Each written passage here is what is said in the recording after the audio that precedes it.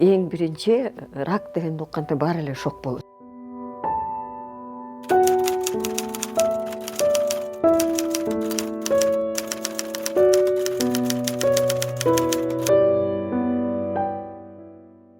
Мен өлөт турбаймын, кандай болот, эмне болот депчи. Мен деле тизме жазгам. Моуларды кабар кылып, моуларга кабар айтасыңар. Моулар мен жууганга кирет. Булар мындай болот, тигини тигиндей кылгыла деп. Уулума кадимкидей кат жазып кетип койгом. Биринчи укканда эле кыздарыма кандай кайрат болсун деп ушундай ар бирөө эле жазат ушунун баарынчы. А муну үлгүрөйүн, тигини үлгүрөйүн, баламдын ашын берейин, кызымды күйөөгө берейин деп ушундай бир пландардын баарын түзүп койгом да. Анан менин врачым ушунчалык татынакай айым Динара Айтышева. Динара Котбековна өзү мындай кичинекей бойлуу, татынакай, жап-жаш келин. Анан көрүп алып, ушу мен айыктыра алабы деп өзүм бир сыйрайма болдум да. Анан бирок сөздөрүм ушунчалык жакты.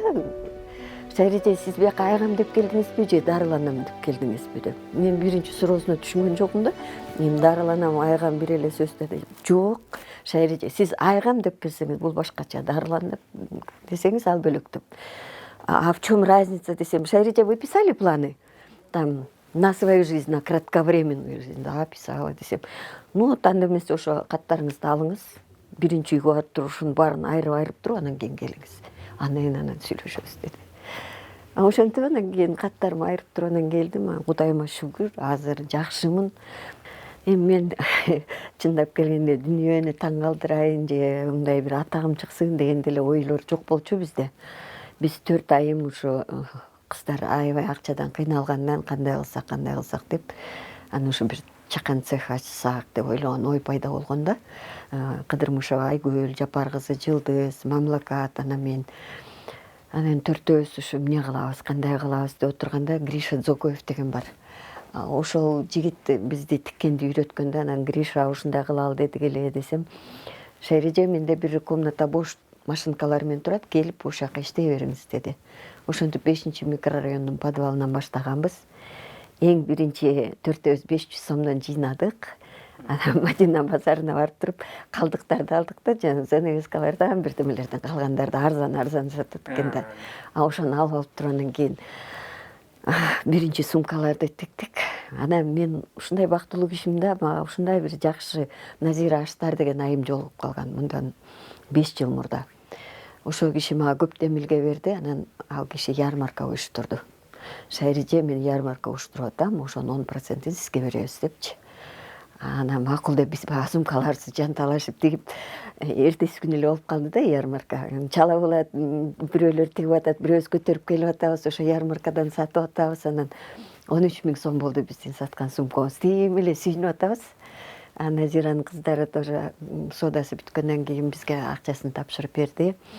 Анан ошол айым аябай бизге көп жардам берди да, Назира Аштар. Муну 2 машинканы строчка менен оберложканы ошо Назира алып берди.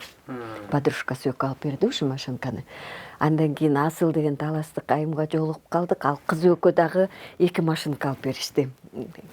Строчка менен ошентип эле анан кийин машинкалуу болуп калдык. Эми бул жерде менде мисалы азыр шаар ичинде 34 кыз бар. Группамда 130 киши бар.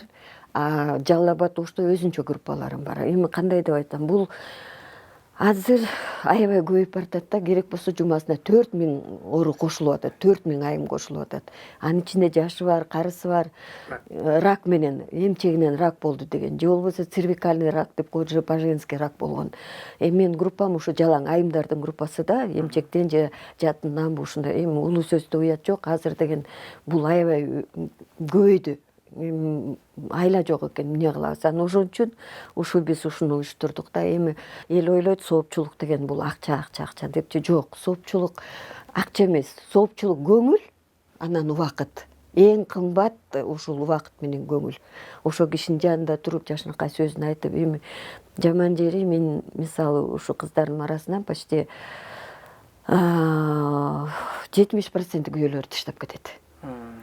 Эң кыйын учурда мейли 1000 ынтымак жок үй бүлө болгон күнү дагы баары бир күйөө деген күйөө. Даже бекер айтылбайт да, күйөөм деп, күйөө турган кишини күйөө деп койгон Кудайым дагы. Анан ошол моментте бир стресс, рак болдум деген стресс, андан кийин үй бүлөсүнөн ажыраган стресс экөө кошулганда кыйын болот. Мисалы менин кыздарым ушул жерге келгенде бул жер толуп калат. Эми бирөөлөр химиясын алып келет, бирөө 1-2 күн өткөндөгү убакыт болот. Анан кийин бирөө бычат, бирөө тигет. Анан отуруп алып чай ичебиз. Анан мисалы балдарыңа, бир тууганыңа, күйөөңө айта албай турган сырды мына ушул жерден айта алсак болот да. Меники мынтип атат, сеники кантип атат. Көпчүлүгү жашырат, мисалы стадиясында айтпайт. Бул сумка мисалы Айма деген сумка деп коебуз. Биздин бир Айгүл Кыдырмышеванын кызы атайын ушу сумкасын сөгүп туруп алып келип берген да. Шайры же ушуну ликала кылып алгылачы, ошо мага жагат, жаштарга жагат болуш керек депчи. Анан ушул сумкадан баштаганбыз. Ушундай эң биринчи сумкабыз могу Кызыл Гүл деген сумка. Бул кызыбыз өтүп кетти. Ошо Кызыл Гүлүбүз өтүп кетти. Көлдү кыз болчу. Биз курдашта түнкү 1-2ге чейин ушу сумкаларды тикчибиз.